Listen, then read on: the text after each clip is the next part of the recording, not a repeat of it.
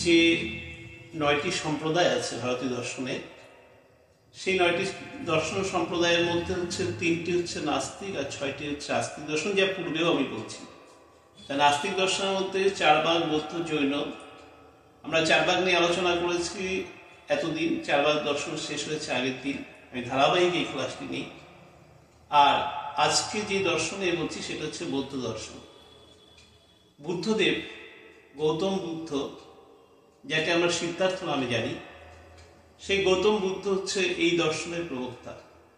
সবচেয়ে অবাক একটু লাগে যে বৌদ্ধ দর্শনকে নাস্তিক দর্শন বলা হয়। অনেকে এটা নিয়ে হয়তো ভাববে যে আমি একটা ভুল বলছি, কারণ বুদ্ধদেবের চলাফেরা, জীবনযাত্রা যা দেখা যায়, তার আদর্শ, তার নীতি, যার দ্বারা অশোক নিজেও সম্রাট অশোক অনুপ্রাণিত হয়েছিলেন, সেক্ষেত্রে দেখা যায় যে বুদ্ধদেব তিনি নাস্তিক ছিলেন। এই জিনিসটা আমাদের বলতে গিয়ে আমার কেমন লাগে।